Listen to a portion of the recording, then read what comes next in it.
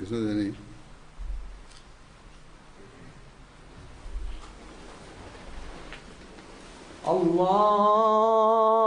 الله أكبر الله أكبر الله أكبر الله أكبر أشهد أن لا إله إلا الله أشهد أن لا إله إلا الله أشهد أن محمدًا رسول الله أشهد أن محمدًا رسول الله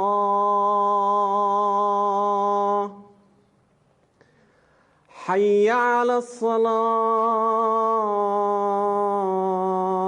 الصلاة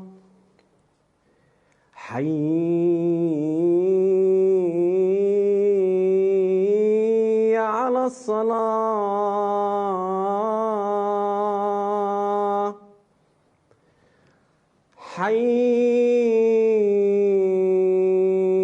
حي على الفلاح حي على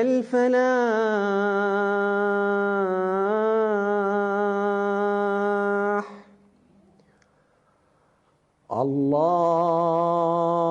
الله أكبر الله أكبر لا إله إلا الله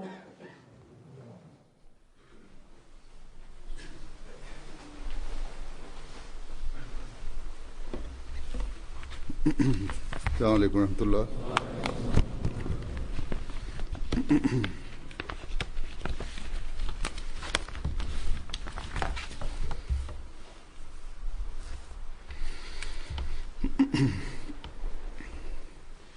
أشهد أن لا إله إلا الله وحده لا شريك له وأشهد أن محمدًا عبده ورسوله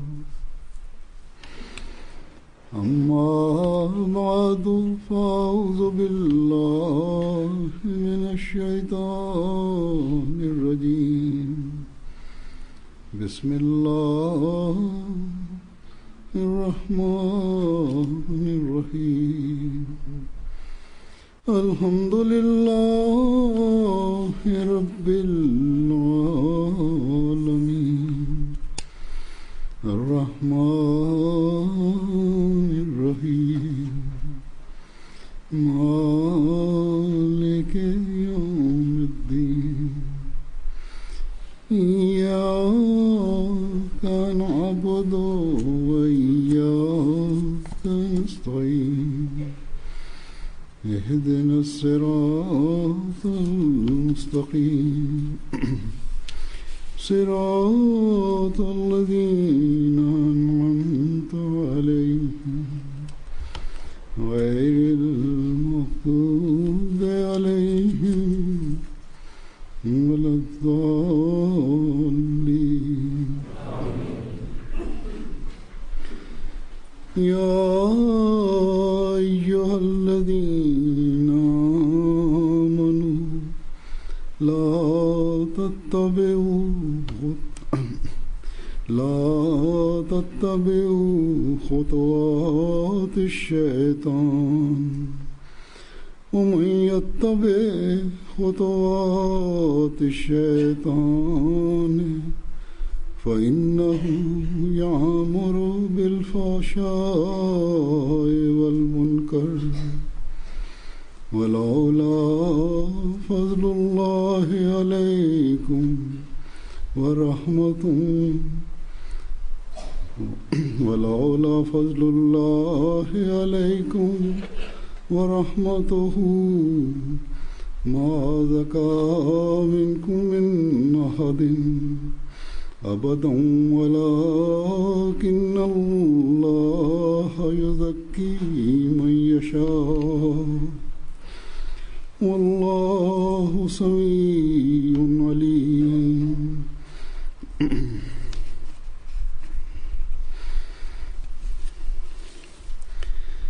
اے وہ لوگو جو ایمان لائے ہو شیطان کے قدموں پر مت چلو اور جو کوئی شیطان کے قدموں پر چلتا ہے. Ô vous qui croyez, ne suivez pas les pas de Satan, et quiconque suit les pas de Satan doit savoir que celui-ci enjoint assurément l'immoralité et le mal manifeste. Et si ce n'était la grâce d'Allah sur vous et sa miséricorde, pas un seul de vous ne serait jamais pur. Mais Allah purifie qui il veut, et Allah entend tout, et Allah sait tout.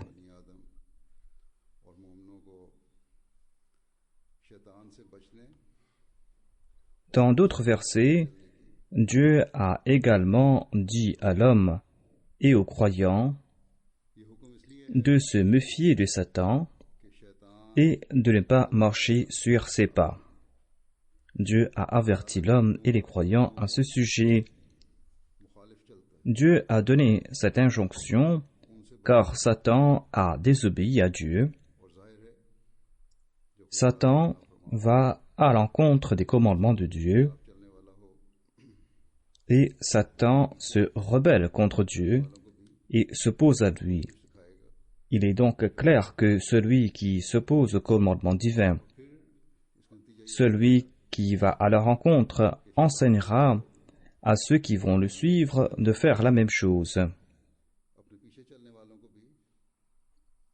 Et cela aura comme conséquence que, tout comme Satan est le combustible du feu de l'enfer, eh bien, les gens qui vont le suivre seront eux aussi le combustible de l'enfer. Dieu a clairement dit à Satan que je vais remplir l'enfer de tes suivants et ils vont demeurer en enfer. En expliquant tout cela, Dieu déclare que l'être humain n'a-t-il pas compris que Satan est son ennemi juré?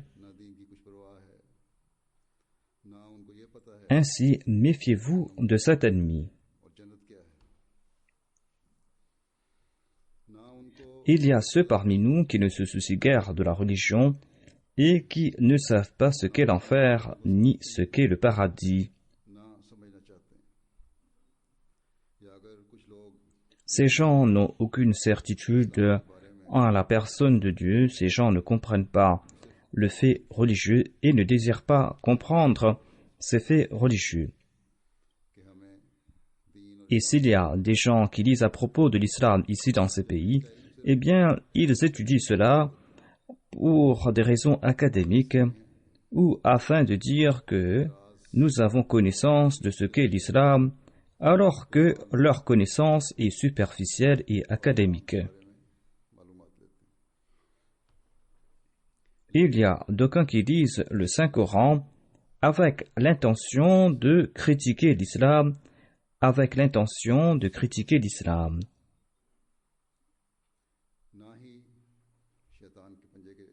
Ces gens-là ne tirent aucune leçon de la beauté de l'islam. Et ces gens-là ne désirent pas sortir des griffes de Satan. Et ces gens-là ne cherchent pas non plus Dieu. Et ces gens-là ne sont pas intéressés à chercher Dieu. Ce sont des personnes qui marchent sur les pas de Satan, Cependant, il y a aussi ceux qui annoncent qu'ils sont des croyants. Ils se disent des mu'min. Ils se disent croyants, mais ils suivent quand même les pas de Satan. Ou inconsciemment, ils suivent Satan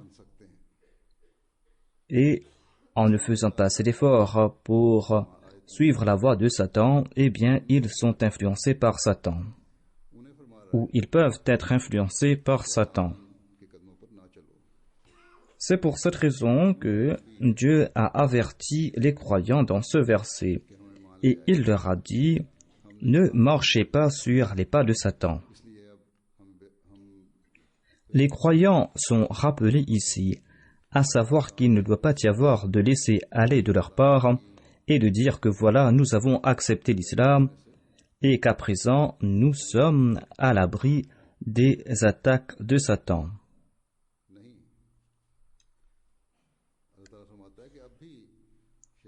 Ces gens ne se font aucun souci des attaques de Satan. Allah déclare que vous devez toujours être vigilant et que vous êtes toujours vulnérable aux attaques de Satan. Un croyant peut tomber dans le piège de Satan, à l'instar d'un non-croyant.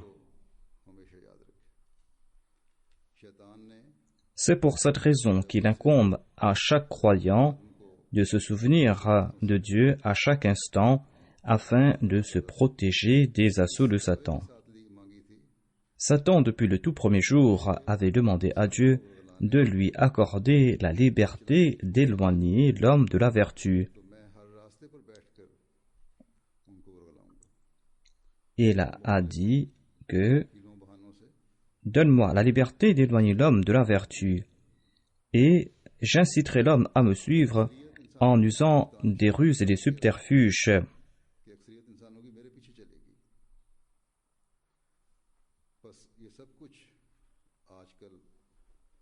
Et Satan avait annoncé que la majorité des hommes vont me suivre.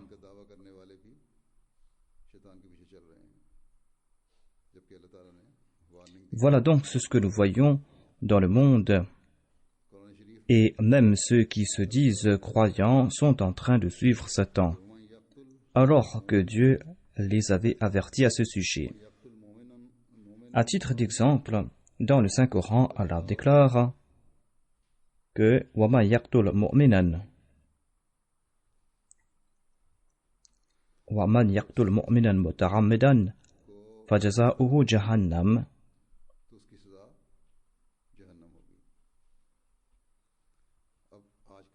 À savoir, quiconque tue un croyant à dessein recevra l'enfer comme récompense. Voyez un peu ce qui se passe aujourd'hui dans le monde musulman. En s'entretuant, ils sont en train de marcher sur les pas de Satan.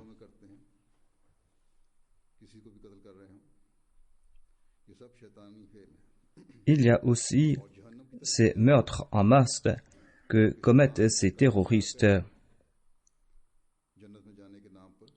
Tout cela n'est qu'action satanique, des actions qui vont mener vers l'enfer. Ainsi donc, ces gens sont sous l'influence de Satan et ils croient qu'ils iront au paradis en commettant de telles atrocités. Satan les pousse à faire cela et dit que vous irez au paradis en commettant ces actions.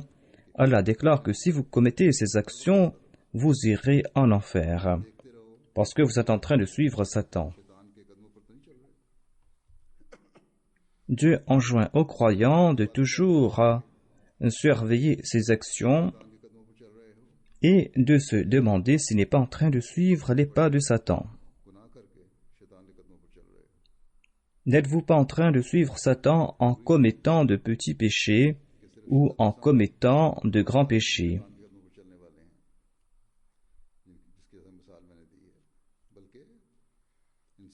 Les terroristes ou les assassins ne sont pas les seuls à suivre les pas de Satan, comme je viens de l'expliquer. Lorsque l'homme renonce à une seule des directives de Dieu, eh bien, il se rapproche de Satan. Ainsi, il est nécessaire d'être très prudent. Afin de devenir un véritable croyant, il est important de prendre des précautions particulières.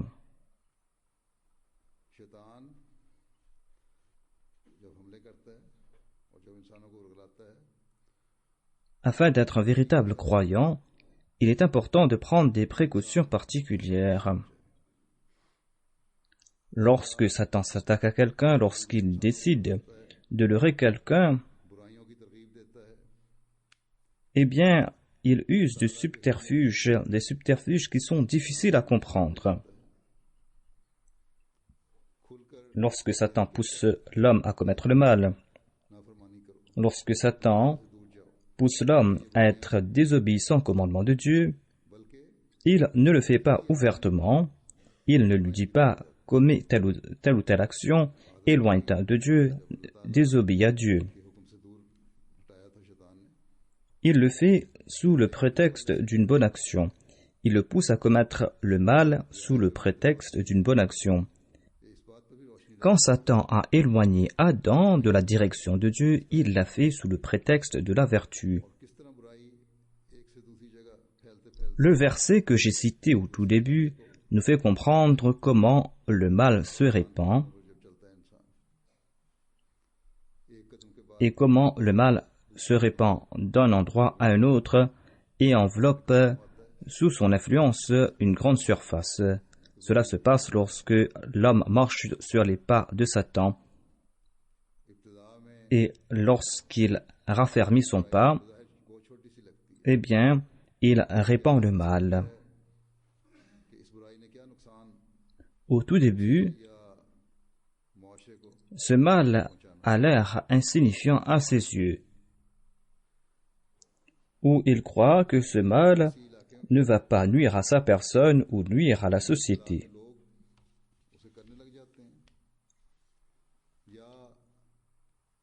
Cependant, lorsque ce mal prend de l'ampleur, ou lorsque un grand nombre de gens sont coupables de ce mal,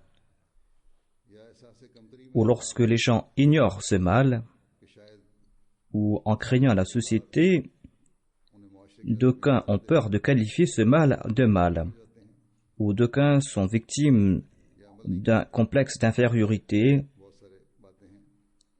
et ils pensent que si on critique cela, eh bien, nous serons méprisés par la société. C'est pour cette raison que ces gens-là se taisent ou ne critiquent pas ces mots. Il y a nombre d'actions qui sont des mots, mais que l'on commet au nom de la liberté dans ces sociétés. Et ces actions sont aussi licites aux yeux de l'État, mais ces actions sont des mots.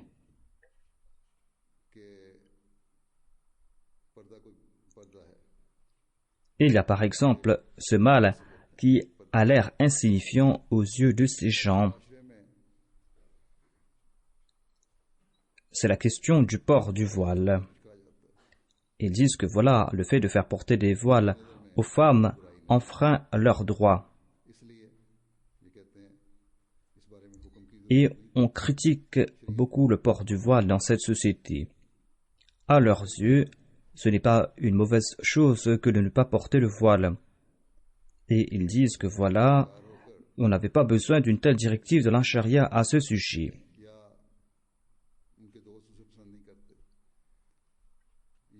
Il y a certaines filles qui sont victimes d'un complexe d'infériorité ou disent que voilà, nos amis vont nous critiquer à ce sujet. Ils disent que parfois, les étudiants ou nos professeurs se moquent de nous lorsque nous portons le voile à l'école. Et c'est là que ces jeunes filles sont laxistes dans l'observation du port du voile. Satan dit que c'est quelque chose d'ordinaire.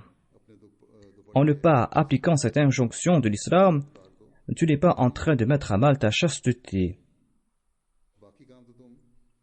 Pour éviter les critiques des autres, eh bien, enlève ton foulard, ton voile, et cela ne fera rien. De toute manière, tu es en train de suivre les autres injonctions de l'islam.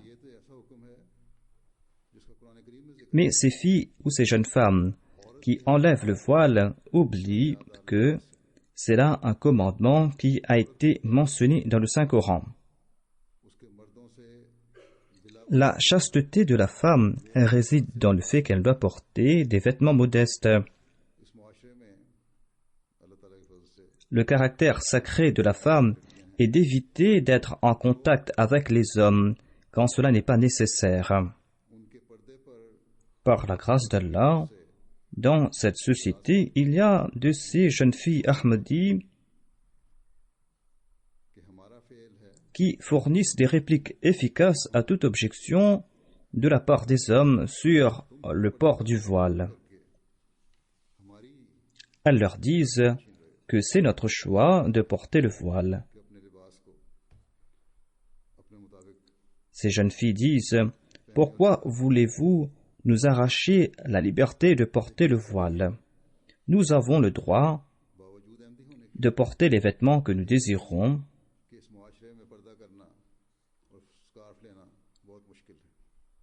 Mais il y a aussi d'autres personnes qui, en dépit d'être Ahmadi, disent qu'observer le port du voile, porter un foulard dans cette société est très difficile et que nous en avons honte.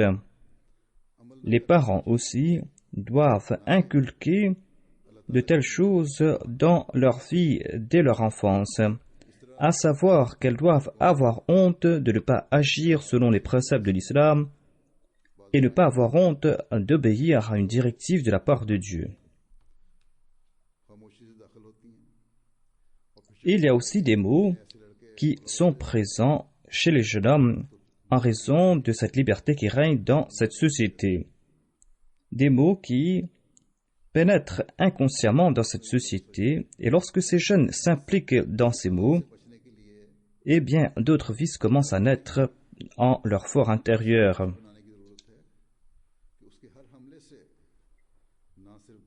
Ainsi donc, pour se protéger de Satan, il est nécessaire d'ériger des murs dans les maisons afin que non seulement nous soyons à l'abri de ces attaques, mais afin que nous puissions riposter également à leurs attaques.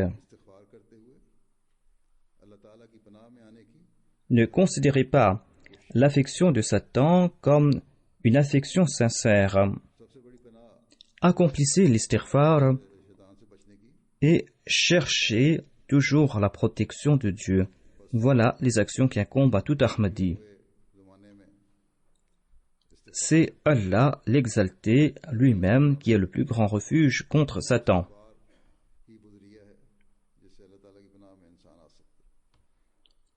Ainsi, en ce monde égaré, il faudra chercher la protection de Dieu, car c'est grâce à l'istighfar que l'on pourra profiter de la protection divine. Personne ne commet un mal délibérément. Ceci est contraire à la nature de l'homme, à savoir qu'il se livre à une activité en sachant que cette activité peut nuire à sa personne.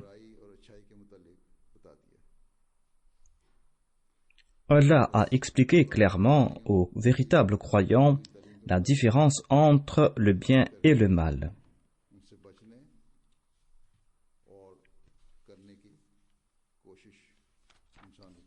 L'homme doit s'abstenir de ses actions en identifiant le bien et le mal, et il doit pour ce faire avoir recours aux préceptes de Dieu.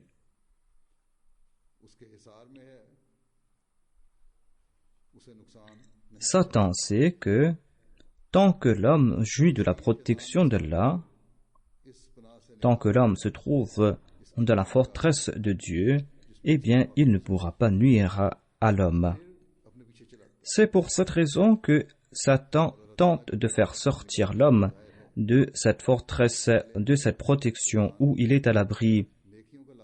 Et c'est là qu'il pousse l'homme à le suivre.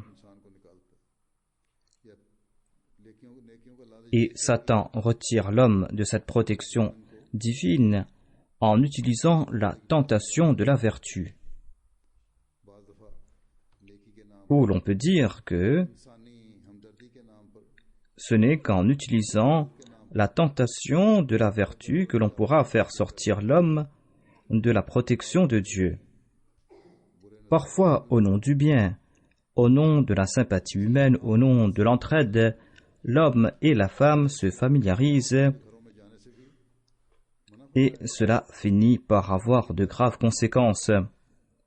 C'est pour cette raison que le saint prophète Mohammed paix soit lui a interdit aux hommes d'entrer dans les maisons des femmes dont les maris ne sont pas à la maison.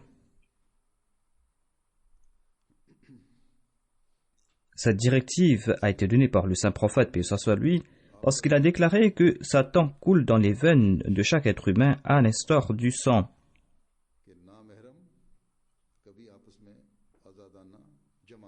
C'est pour cette raison que le saint prophète Mohammed paix soit lui nous a présenté ce principe fondamental, à savoir que les hommes et les femmes qui sont étrangers ne doivent pas se réunir librement parce que Satan aura l'occasion d'agir en pareille occasion.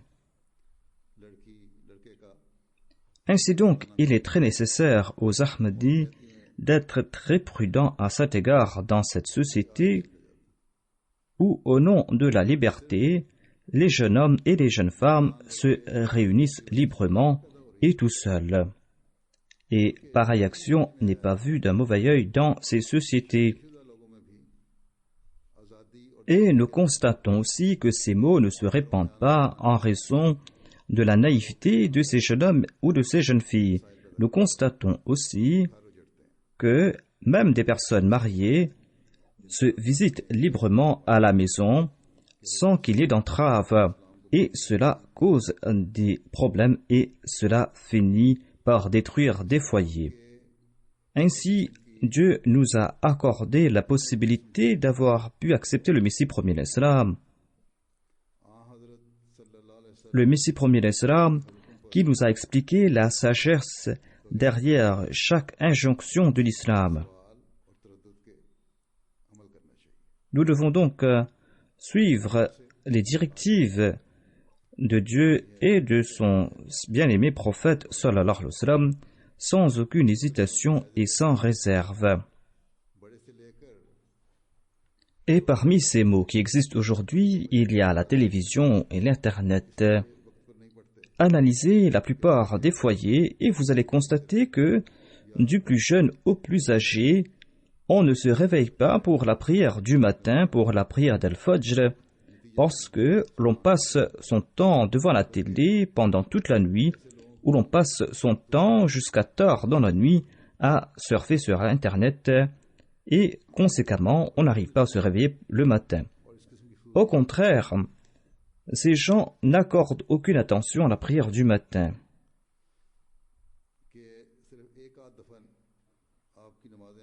Et ces deux choses et d'autres futilités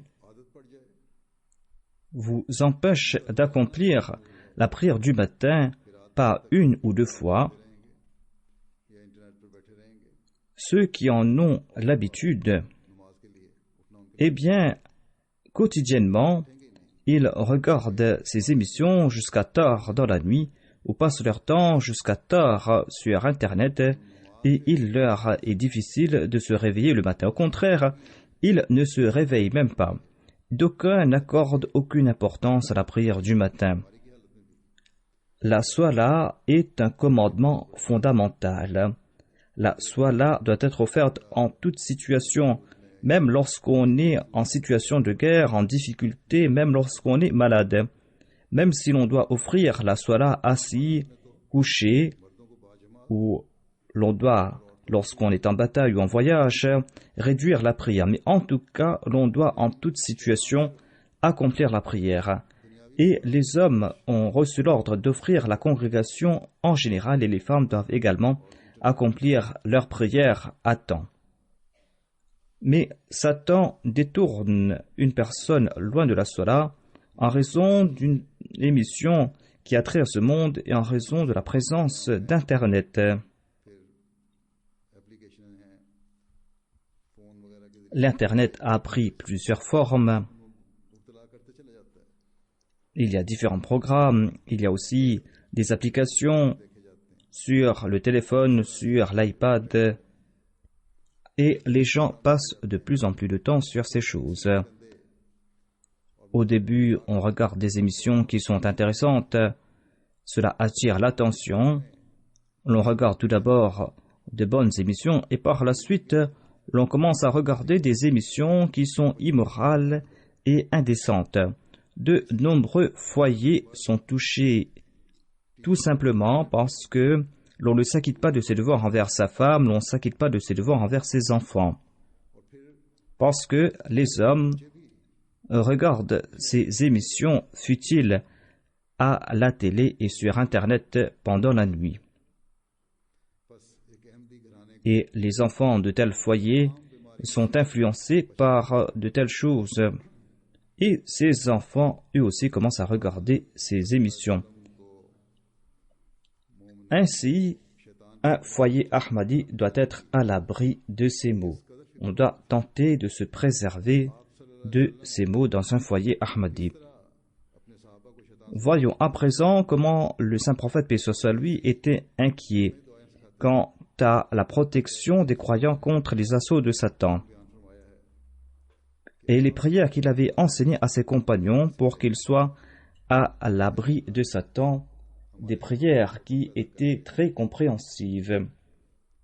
Un compagnon a rapporté que le saint prophète nous enseigne cette prière. Ô Allah, engendre de l'affection dans nos cœurs. Ô Allah, réforme-nous et guide-nous sur la voie de la sécurité. Libère-nous des ténèbres et mène-nous vers la lumière. Protège-nous des ténèbres internes et externes. Bénis nos oreilles, bénis nos yeux, bénis nos épouses, bénis nos enfants, et tourne-toi vers nous avec miséricorde. Certainement, tu es celui qui accepte le repentir, tu es le très miséricordieux. Et fasse que nous soyons de ceux qui sont reconnaissants envers toi pour tes faveurs, et que nous évoquions ces faveurs, fasse que nous acceptions ces faveurs.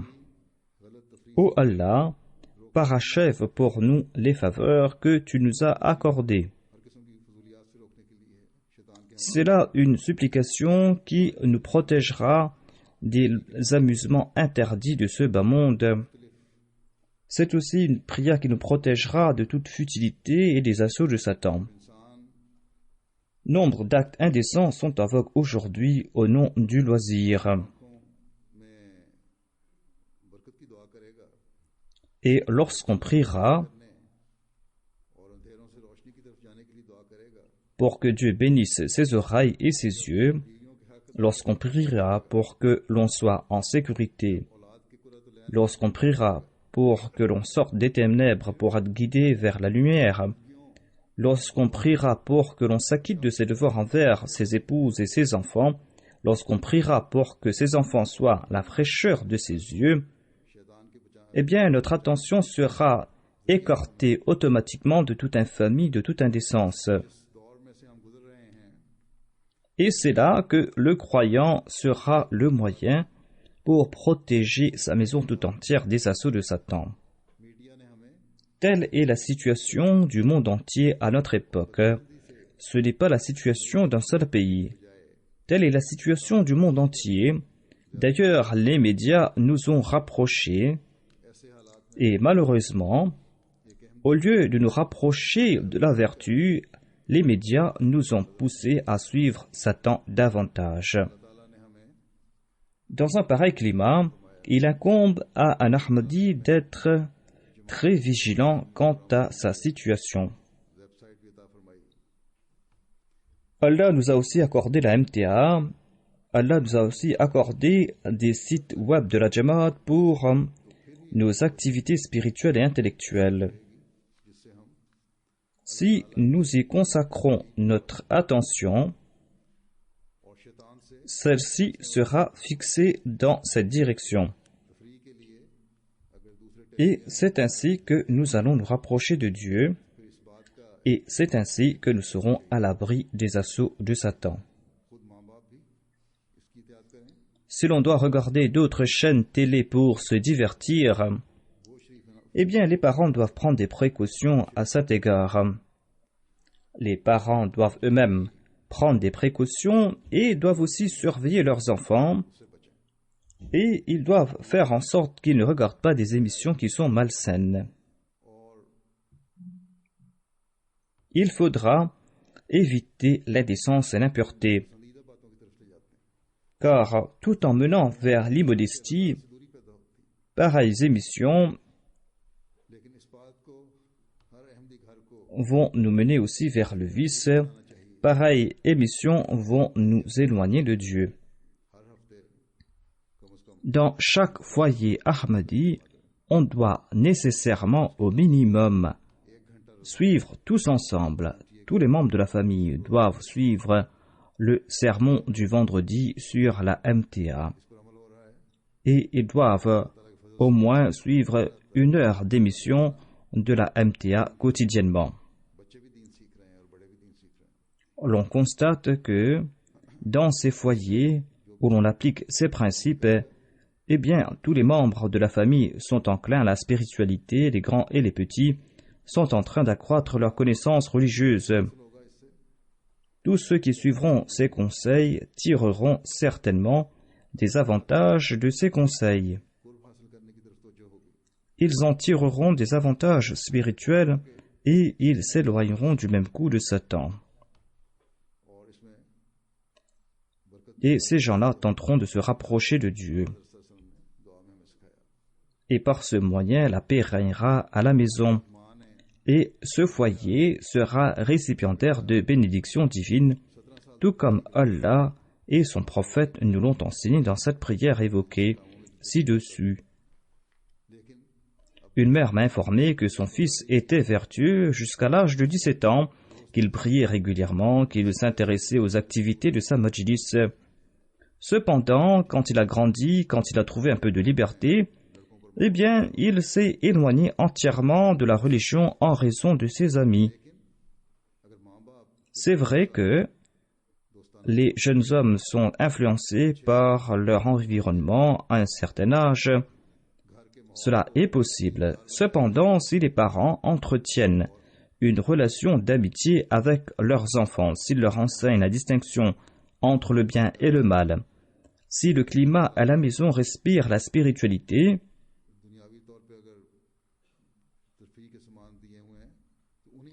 comme je l'ai déclaré, Dieu nous a accordé des moyens matériels par lesquels l'on peut se divertir. L'on peut utiliser les mêmes moyens pour notre entraînement moral et spirituel. Il nous a accordé ces moyens, et si tous les membres de la famille en profitent, eh bien, en ce cas, les enfants vont comprendre qu'on accorde de l'importance à leur personne à la maison. Et ces enfants ne sortiront pas pour sombrer dans toutes sortes d'infamies. Ils n'iront pas chercher la paix d'esprit à l'extérieur. Ils trouveront cette paix chez eux à la maison. Il incombe aussi aux parents de nouer une relation entre leurs enfants et la mosquée, et de faire en sorte que leurs enfants participent dans les programmes des organisations auxiliaires. Je m'adresse à l'organisation de la Jamaat et aux organisations auxiliaires en particulier. Ces organisations auxiliaires ont pour responsabilité de s'occuper de leurs membres. Et chaque organisation s'occupe des membres qui appartiennent à une couche particulière, et elle leur est facile de s'occuper d'eux facilement. Les khuddam doivent s'occuper des khuddam, la lajna des femmes. Il est très important de s'occuper des atfal et des jeunes khuddam. Et il est important de s'occuper des nasirat et des jeunes lajna. Ce sont là de grandes responsabilités qui incombent à ces organisations auxiliaires. Elles doivent établir une relation ferme entre ses membres et la Jamaat. Les khuddam doivent former des équipes qui prendront sous leurs ailes des jeunes de tempéraments différents.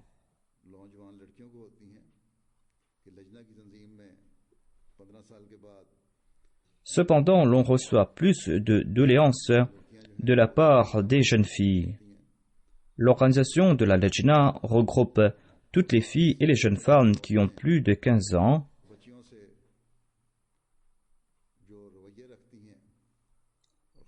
Il y a une seule organisation pour les femmes, et en raison du comportement de certaines femmes âgées, en particulier les responsables de la Lajna, en raison du comportement de ces dernières, eh bien les jeunes filles s'éloignent tout au moins des programmes de la Lajna, même si elles ne s'écartent pas de la religion. Ainsi, les responsables doivent avec affection nouer une relation entre ces jeunes femmes et la religion, doivent établir une relation entre ces jeunes femmes et la mosquée, une relation entre ces jeunes femmes et leur majlis et avec la Jamaat. Sinon, sachez que Satan est toujours à l'affût. Et là où il y aura quelques lacunes, dès qu'il y aura quelques doléances à l'endroit d'un responsable, eh bien, Satan lancera son assaut et subjuguera la jeune personne concernée. Nous avons accepté le Messie premier salam pour la simple raison que celui-ci mènera l'ultime bataille contre Satan à notre époque. Cependant, si nous permettons à Satan de prendre contrôle de nos enfants et de nos jeunes par sympathie et en raison du comportement condamnable de certains responsables, eh bien, de tels responsables, de tels titulaires de poste, qu'ils soient des hommes ou des femmes, eh bien, ceux-là ne seront pas les soutiens du Messie premier l'Islam. Au contraire, ils vont aider Satan. Ainsi, tout titulaire de poste doit tenter de protéger sa personne, de protéger les autres membres de la Jamaat des assauts de Satan. Ainsi, il est important de comprendre les faveurs qu'Allah nous a accordées. Il est important de tenter de plaire à Allah. Ainsi, tout Ahmadi, jeune homme ou jeune femme doué de discernement, doit se souvenir du fait qu'Allah leur a accordé la grâce d'avoir pu embrasser l'Ahmadiyya, ou Allah leur a accordé la grâce d'avoir pris naissance dans une famille Ahmadi. Allah leur a permis d'accepter le Messie premier l'Islam, le Messie premier l'Islam dont l'avènement a été prophétisé par le saint prophète Mohammed paix soit sur lui, le Messie premier l'Islam qui doit vaincre Satan à notre époque. C'est pour cette raison que ces jeunes ne doivent pas, en raison du comportement d'un aîné, en raison du comportement d'un prétendu sage ou d'un responsable quelconque, eh bien ces jeunes ne doivent pas s'écarter de la religion en raison de leur comportement. Ces jeunes doivent aider le Messie premier l'Islam à vaincre Satan, et pour ce faire, il faudra implorer le soutien divin. Allah déclare qu'il est As-Sami et Al-Alim. Il est celui qui entend, il est celui qui est doué de connaissance. Allah déclare: je sais à quel point vous craignez les assauts de Satan. Je sais que vous tentez de vous préserver des assauts de Satan, je sais que vous priez en ce sens. C'est pour cette raison que j'exaucerai vos prières. Ne cessez de prier et tentez de vous préserver de ces climats propices à vous faire tomber dans les filets de Satan. Priez pour que vous soyez toujours à l'abri des attaques de Satan.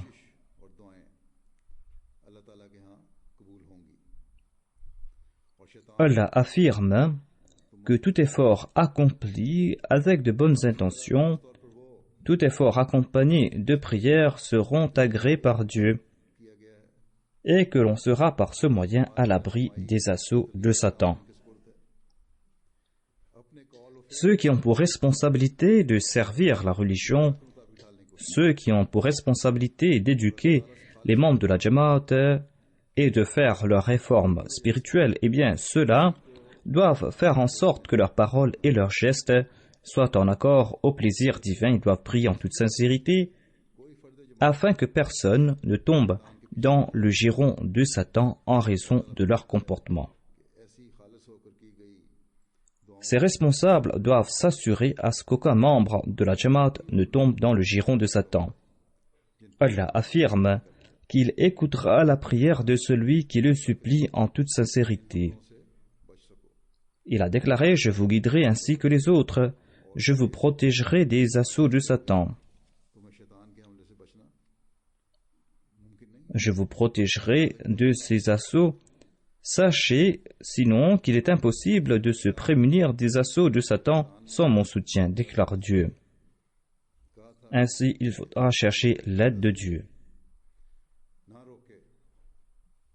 Tout comme je l'avais dit, Satan avait annoncé à Dieu que si tu ne me retiens pas et que si tu m'accordes du répit, j'égarerai les hommes et je ferai de mon mieux à ce propos. Jusqu'à quel point Satan entreprend-il des efforts en ce sens? Jusqu'au dernier moment, Satan tente de maîtriser non seulement un croyant ordinaire, Satan tente même de mépriser les amis de Dieu, les waliullah, jusqu'au dernier moment. Il tente de les pousser à accomplir des actions qui les prendront dans son filet, même au moment où ils sont en train de rendre l'âme. Quelqu'un évoqua son rêve dans une rencontre avec le Messie promis l'Islam, et le Messie promis l'Islam a commenté à propos de ce rêve. Il lui a dit: ce rêve se termine sur un point des plus étranges, car Satan tente de tromper l'homme en usant de tout type de subterfuge. Mais on dirait que tu connaîtras une bonne fin, car le rêve s'est terminé sur une bonne note. Il racontait dans ce rêve, et à la fin de ce rêve, eh bien, cette personne s'était retrouvée à l'abri de Satan. Satan s'était attaqué à lui et il s'était retrouvé à l'abri. Le Messie promis l'Islam ajouta: si l'homme fait des efforts pour se protéger des assauts de Satan, il sera à l'abri, et il sera à l'abri s'il jouit de la grâce divine. Et il a mentionné l'histoire d'un waliullah, d'un ami d'Allah. Au moment de rendre l'âme, il avait prononcé ces paroles: pas encore, pas encore. Lorsqu'il était au moment de mourir, eh bien, ses dernières paroles étaient: pas encore, pas encore. Un de ses disciples était proche de lui au moment où il rendait l'âme, et ces paroles l'étonnèrent. Il pria matin et soir, les yeux en larmes après le décès de son maître, afin de connaître la raison des dernières paroles de ce waliullah, qui disait: non, pas encore, pas encore. Un jour, le disciple rencontra son maître, le waliullah, dans son rêve, et il lui demanda la raison de ces dernières paroles. Il lui a dit: pourquoi avez-vous dit qu'il n'est pas encore temps ou pas maintenant? Le waliullah a raconté que Satan tente jusqu'au dernier moment de la vie de priver l'homme de la lumière de la foi.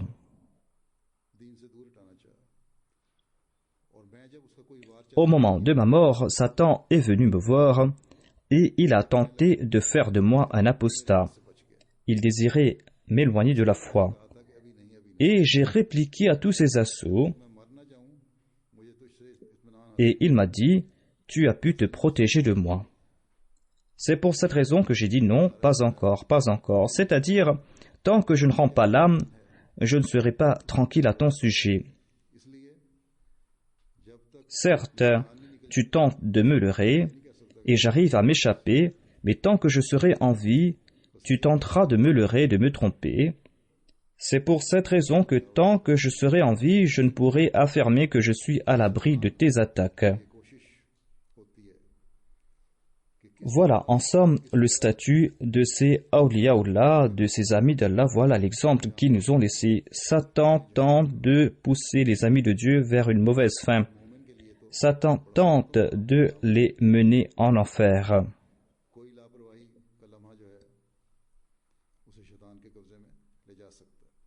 Ainsi, un croyant, un homme ordinaire, doit vivre dans une grande crainte, Un instant d'inattention de sa part pourra le mener dans le giron de Satan.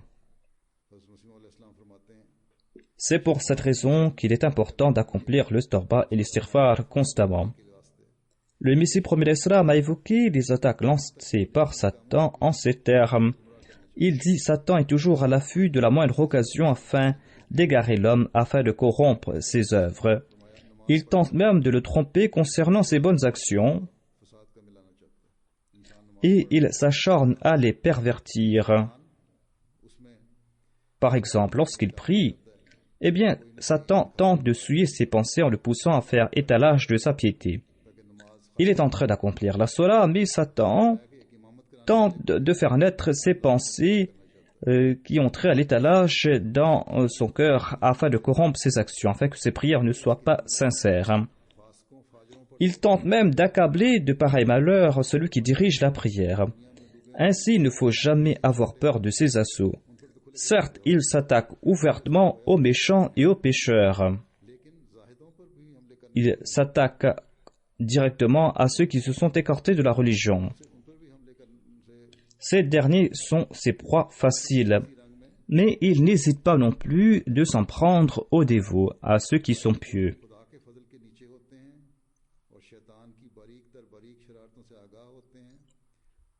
Il profite de chaque occasion pour s'attaquer aux dévots.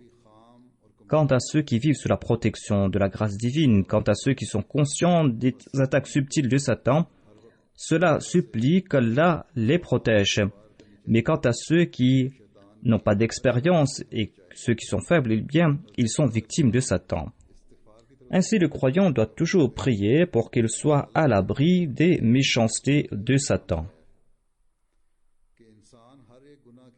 Le Messie prophète l'Islam a déclaré à propos de l'istighfar: Allah a rendu obligatoire pour toujours l'istighfar, pour que l'on puisse chercher la protection d'Allah contre tout péché manifeste ou caché, connu ou inconnu, péché qui soit commis par la main, par les pieds, par la langue, le nez ou les yeux.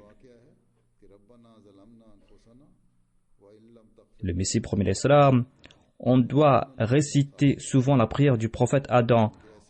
Quelle était cette prière? Rabbana zalamna anfusana wa illam taghfir lana wa tarhamna lanakunanna minal khasirin.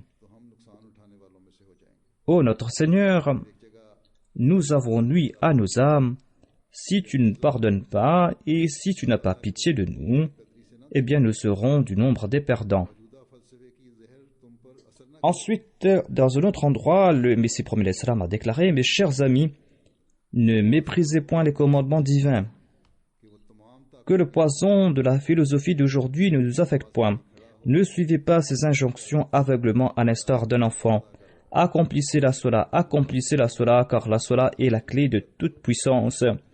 N'accomplissez pas la salat par tradition.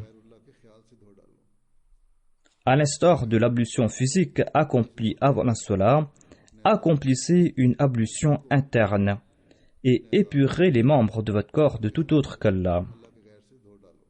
On fait ces ablutions avec de l'eau. On se lave avec de l'eau, mais il faudra aussi purifier les membres internes de tout autre qu'Allah. Ensuite, mettez-vous debout avec ces deux wudu et implorez Dieu à foison dans la salat. Ayez l'habitude de pleurer afin que miséricorde vous soit faite. Soyez fidèles à la vérité, cramponnez-vous à la vérité, car Dieu est en train de scruter l'état de vos cœurs. Soyez conscients du fait que Dieu est en train de vous voir. Il est en train de scruter vos cœurs. L'homme peut-il tromper Dieu?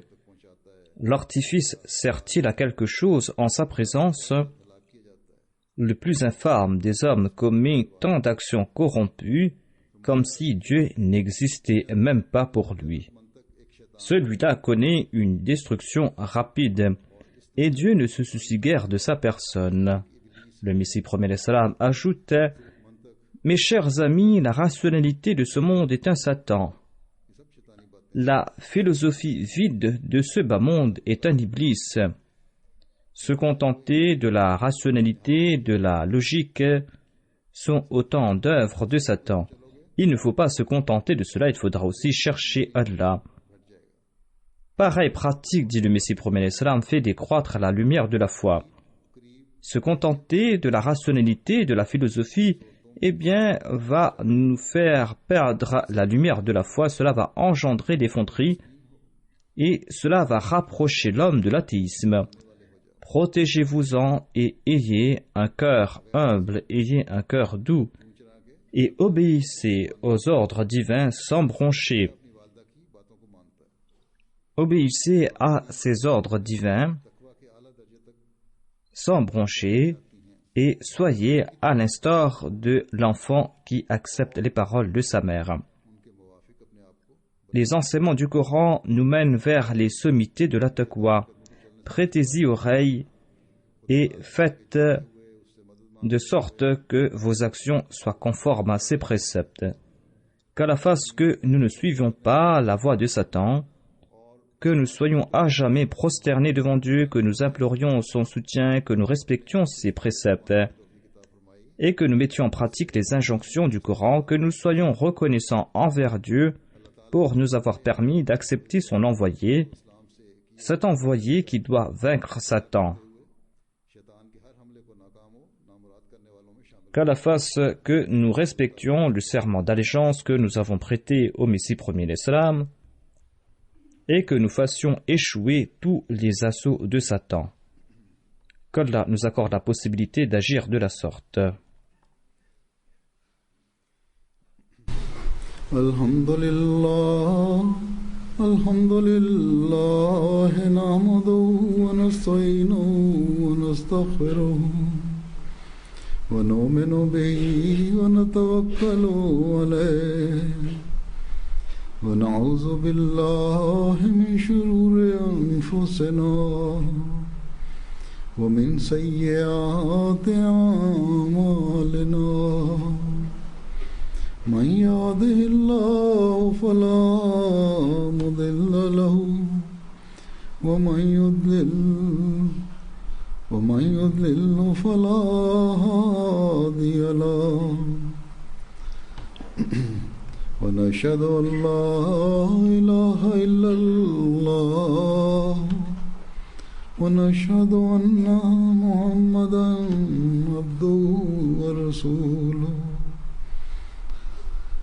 عباد الله رحمكم الله إن الله يأمر بالعدل والإحسان وإيتاء ذي القربى وينهى عن الفحشاء والمنكر والبغي يعظكم لعلكم تذكرون.